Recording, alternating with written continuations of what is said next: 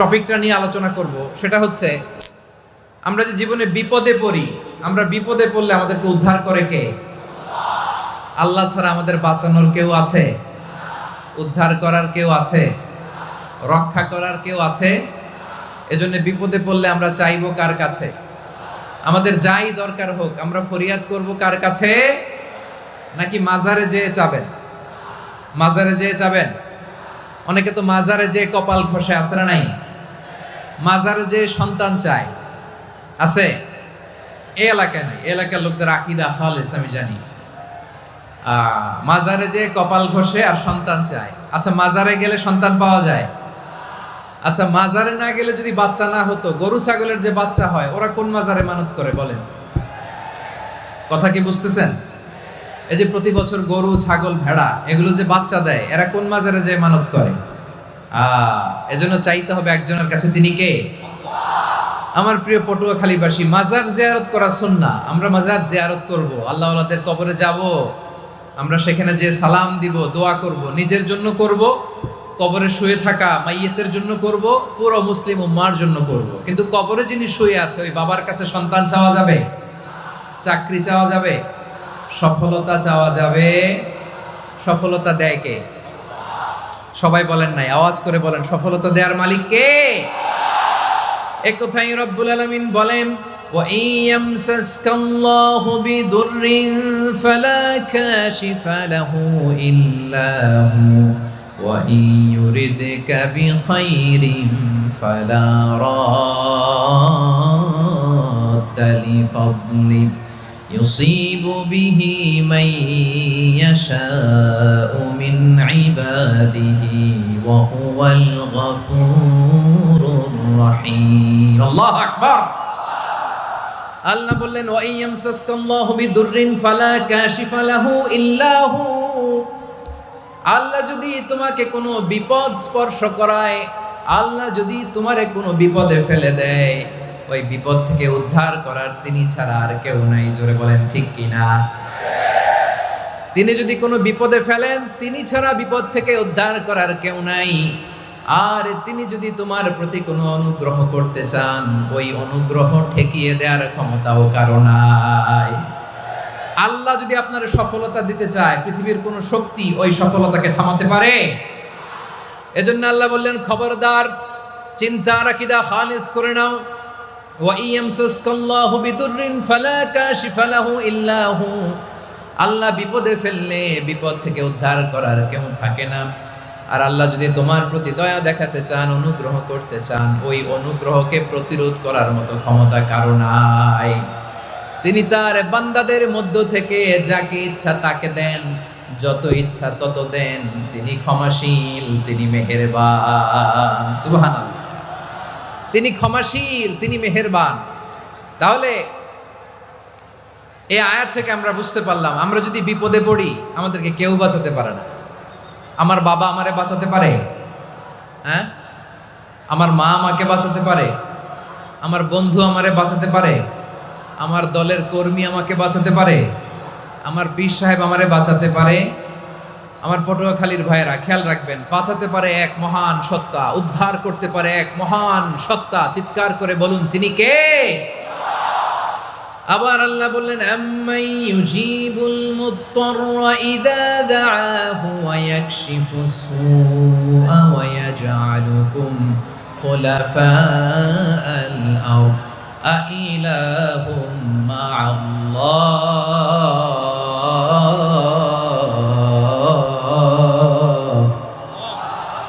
ক্বালিলাম মা তাযাক্কারুন। রব্বুল আলামিন বলেন, বিপদে পড়ে কাতর কণ্ঠে চিন্তাগ্রস্ত হয়ে যখন কেউ ফরিয়াদি হয়ে আল্লাহর ডাকে হাত তোলে, তখন এই ব্যক্তির ডাকে সাড়া দেয় কে?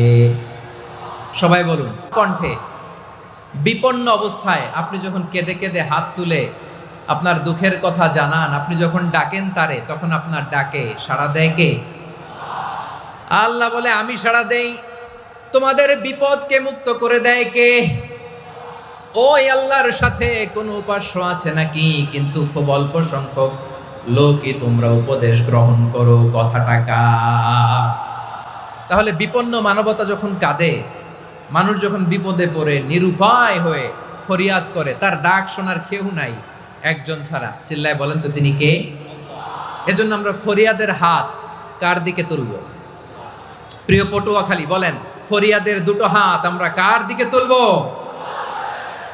এবং খেয়াল রাখতে হবে, মাথার সাথে সেট করে নিতে হবে, আল্লাহ ছাড়া আমাকে উদ্ধার করার কেউ নাই। এই পৃথিবীতে কেউ আপন না। প্রিয় ভাইরা, বিপদে পড়লে বোঝা যায় কেউ আপন না। আপন শুধু একজন মহান সত্তা, তিনি কে? এটা কি আপনারা খেয়াল রাখতে পারবেন? হ্যাঁ, বিপদে আপদে কেউ আমাদের বাঁচাতে পারে না, তরাতে পারে না, মুক্তি দিতে পারে না, উদ্ধার করতে পারে না, একমাত্র আমার প্রভু ছাড়া, আল্লাহ ছাড়া। চিল্লায় বলেন ঠিক কিনা? এবং প্রিয় পটুয়াখালীর ভাইয়েরা, মাথার সাথে এটা সেট করে নিতে হবে যে আমাদের পুরো জীবনটাই পরীক্ষা।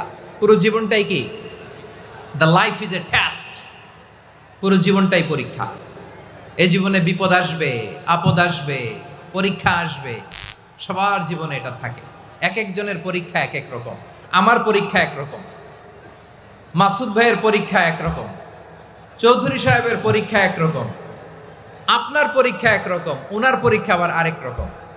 পুরো পৃথিবীটাই পরীক্ষা ক্ষেত্র, সবাই পরীক্ষা দিচ্ছি, কিন্তু কারো পরীক্ষা প্রশ্নের সাথে কারোটার মিল নাই। সুবহানাল্লাহ পড়বেন না? পুরোটাই পরীক্ষা ক্ষেত্র, সবাই পরীক্ষার্থী, কিন্তু প্রশ্নপত্র একটার সাথে আরেকটা মিলে না। One doesn't match the other. একজনেরটার সাথে আরেকজনেরটা মিলে না। কাউকে আল্লাহ তাআলা ধনী বানিয়ে পরীক্ষা করেন। কি বানিয়ে? কথা কি বুঝতেছেন নাকি কষ্ট হচ্ছে? কষ্ট হচ্ছে আপনাদের? কাউকে আল্লাহ ধনী বানিয়ে পরীক্ষা করেন, আবার কাউকে আল্লাহ তাআলা গরিব বানিয়ে পরীক্ষা করেন, কাউকে আল্লাহ অসুস্থ বানিয়ে পরীক্ষা করেন। কেউ দেখবেন যে দুরারোগ্য ব্যাধিতে আক্রান্ত, ডাক্তার বলেছে আর সময় নাই, দুরারোগ্য ব্যাধি, ক্যান্সার, যার নেই কোনো অ্যান্সার, তার জন্য পরীক্ষা হচ্ছে এই রোগ। আরেক লোক দেখবেন তার আবার রোগ বালাই নাই, মাশাআল্লাহ, তাকে আল্লাহ তাআলা আর্থিক দৈন্যতা, দারিদ্রতা দিয়ে পরীক্ষা করছেন। এরকম আছে না নাই? টাকা পয়সা নাই, দিন আনে দিন খায়, যা আছে তাতে চলে না, এটা তার জন্য পরীক্ষা। আবার আরেক শ্রেণীর লোক দেখবেন তাকে আল্লাহ অসুস্থতাও দেয় নাই, দারিদ্রতাও দেয় নাই, তার দাম্পত্য জীবনের সমস্যা আছে না নাই? স্ত্রী কথা শোনে না, অথবা ছেলে মেয়ে কথা শোনে না। তাহলে পরীক্ষা সবার জীবনে আছে, এক একজনের পরীক্ষাটা এক এক রকম। আল্লাহ তাআলা দেখতে চায় যে এই পরীক্ষার সময় আমরা কিরকম রেসপন্স করি। How to deal with the test, কিভাবে এই বিপদ আপদ পরীক্ষাগুলোকে আমরা হ্যান্ডেল করব, ডিল করব, এটা হচ্ছে আজকের আলোচনার বিষয়। বুঝতে পেরেছেন সবাই আমার প্রিয় ভাইয়েরা? তাহলে পরীক্ষাময় আমাদের জীবন, বিপদ আপদ পরীক্ষা, এটা মানুষের পিছু ছাড়ে না। সবার জীবনে পরীক্ষা আছে। নবীদের জীবনেও পরীক্ষা ছিল। সাহাবারা জিজ্ঞেস করেছেন, ইয়া রাসূলুল্লাহ, আইয়ুন নাসি আশাদ্দু বালাআন ফিদ দুনিয়া, এই দুনিয়ার বুকে কাদের পরীক্ষা সবচেয়ে বেশি? বিশ্বনবী বলেছেন, আল আম্বিয়া। এই পৃথিবীতে সবচেয়ে বেশি পরীক্ষা আল্লাহ তাআলা নিয়ে থাকেন নবীদের। কাদের? নবীদের। সুম্মাল আমসাল ফাল আমসাল, এরপরে নবীদের পরের স্তরে যারা, তাদের পরীক্ষা। এরপরে তাদের পরের স্তরে যারা, তাদের পরীক্ষা। সিদ্দিকিনদের, শুহাদাদের, সলিহিনদের, আল্লাহওয়ালাদের। যার ঈমান যত মজবুত, তার জীবনে পরীক্ষাও তত বেশি। চিল্লায় বলেন ঠিক কিনা?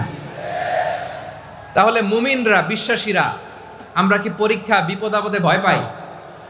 হ্যাঁ, বিপদ দেখলে ভয় লাগে আপনাদের? ভয় লাগে?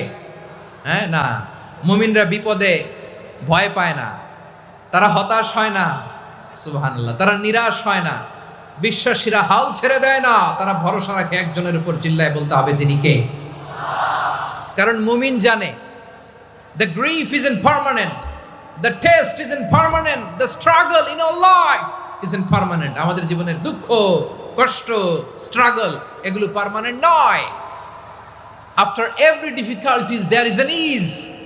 সব কষ্টের পরেই একটা সুখ আছে না নাই? রব্বুল আলামিন বলেন, ফা ইন্না মাআল উসরি ইউসরা, ইন্না মাআল উসরি ইউসরা, ভয় পেও না, চিন্তা করো না, কষ্টের সাথেই আমি রেখে দিয়েছি স্বস্তি। সুবহানাল্লাহ বলেন। মুমিন জীবনে বিপদ যত বেশি, কষ্ট যত বেশি, তার সামনে সফলতা তার চেয়েও বেশি। ঠিক কিনা বলেন? কারণ বিশ্বাসীরা জানে রাত্রি যত গভীর হয়, সুবহে সাদিকের সময় তত আগাতে থাকে।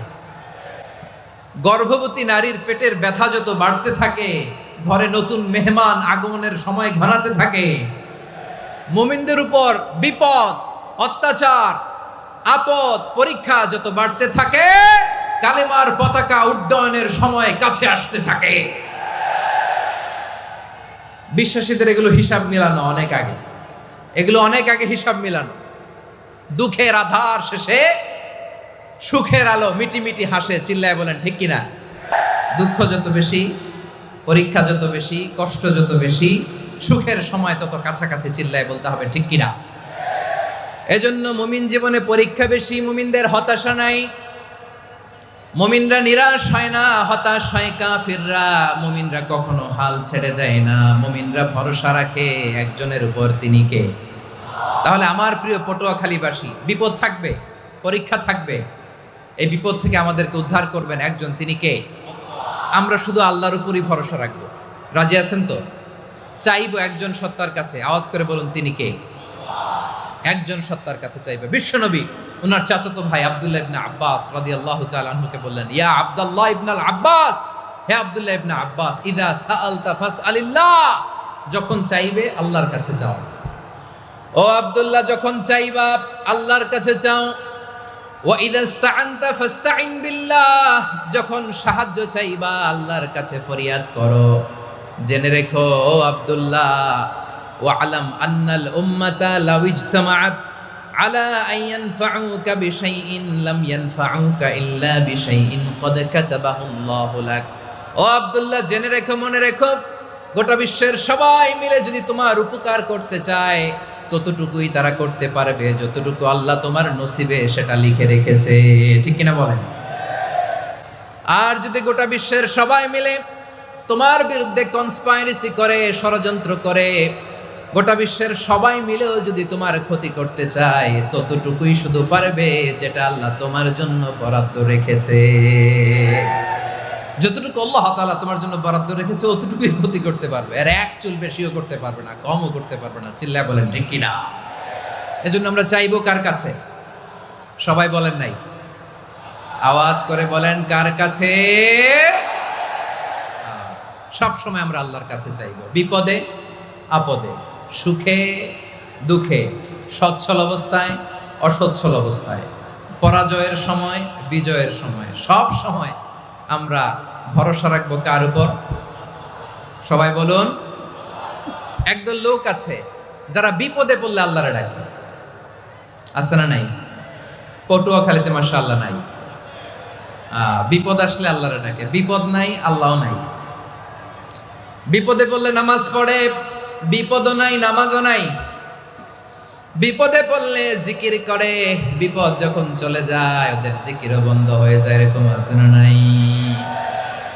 কিছু লোক দেখবেন পরীক্ষা আসলে নামাজ পড়ে, আছে আছে।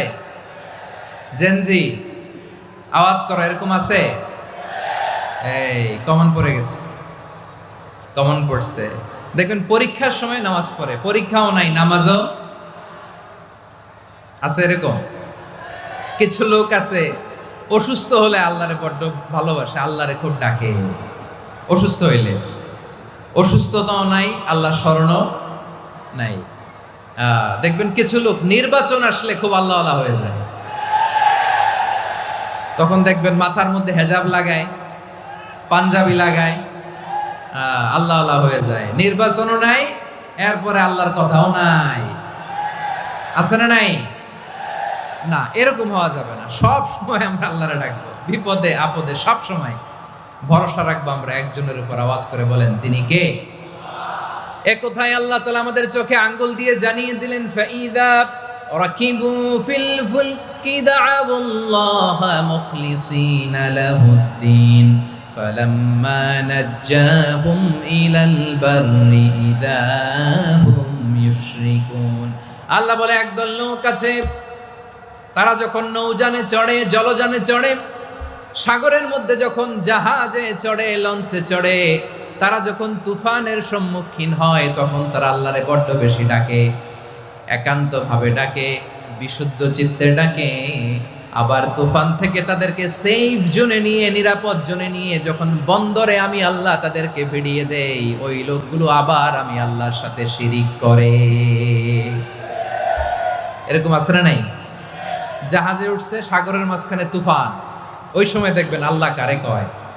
এই কথা তো আপনাদেরকে বোঝানো সহজ, আপনারা তো নদীর দেশের মানুষ। লঞ্চে চড়েন নাই কারা কারা দেখি? লঞ্চে চড়ছেন? হ্যাঁ, লঞ্চে চড়ে নাই এরকম একজনও নাই এখানে। আচ্ছা, লঞ্চে উঠছেন কে কে দেখি? মাশাআল্লাহ, মাশাআল্লাহ, মাশাআল্লাহ।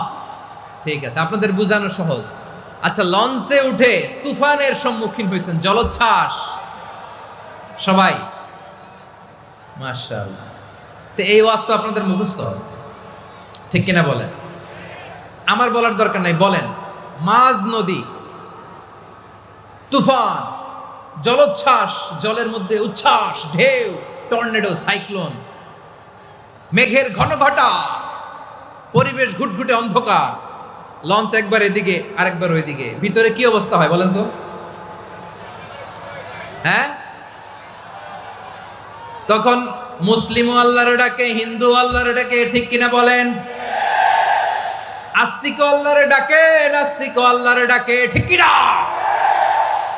লঞ্চের ভেতর, স্টিমারের ভেতর কান্নারে রোল পড়ে যায়, চিৎকারের রোল পড়ে যায়, সবার মুখ দিয়ে শুধু একটা আওয়াজ, লা ইলাহা ইল্লাল্লাহ, লা ইলাহা ইল্লাল্লাহ, লা ইলাহা সুবহানাল্লাহ, আলহামদুলিল্লাহ, লা ইলাহা।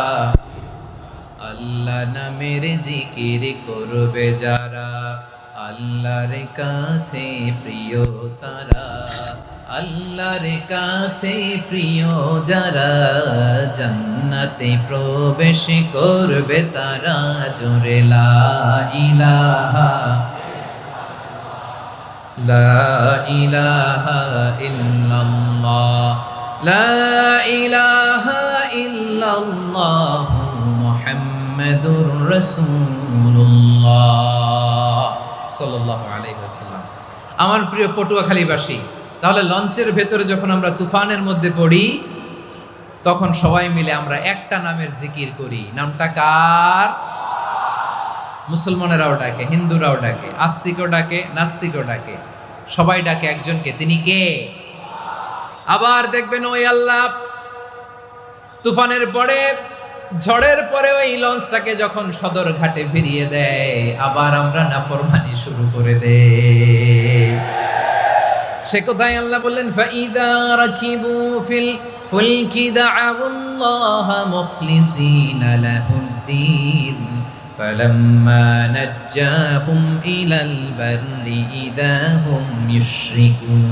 সাগরে যখন তুফানে পড়ে আমি আল্লাহর ডাকে, আবার আমি আল্লাহ যখন বাঁচিয়ে দেই, আবার আমি আল্লাহর সাথে শিরিক শুরু করে। আমরা কি এরকম হতে চাই নাকি? এরকম করবেন? হ্যাঁ না, আমরা তুফানে পড়লেও আল্লাহরে ডাকি, আবার বাঁচায় দেওয়ার পরেও ডাকি কারে? আল্লাহকেই ডাকি। বিমানের মধ্যে মাঝে মাঝে দেখবেন যে এয়ার টার্বুলেন্স হয়, জানেন? এয়ার টার্বুলেন্স জানেন তো? মাঝে মাঝে বিমানটা বাউন্সিং করে, বাম্পি, ভেরি বাম্পি ওয়েদার। শোনেন নাই? 40,000 ফিট উপরে যখন থাকে, তখন পাইলট মাঝে মাঝে বলে, dear passengers, ladies and gentleman, right now we are flying 40,000 feet above the ground and we are passing very air turbulence, very heavy air turbulence right now. Please fasten your seat belt. দেখবেন মাঝে মাঝে বলে যে, ভদ্র মহিলা, ভদ্র মহোদয়গণ, আমরা 40,000 ফিট উপর দিয়ে যাচ্ছি আর এয়ার টার্বুলেন্স ফেস করছি, মেহেরবানি করে আল্লাহর হস্তে সিট বেল্ট বাঁধুন। তখন বিমানটা এরকম বাউন্সিং করে, শেকিং করে। আপনারা মুখোমুখি হয়েছেন? ইদানিং এই এয়ার টার্বুলেন্স বেড়ে গিয়েছে।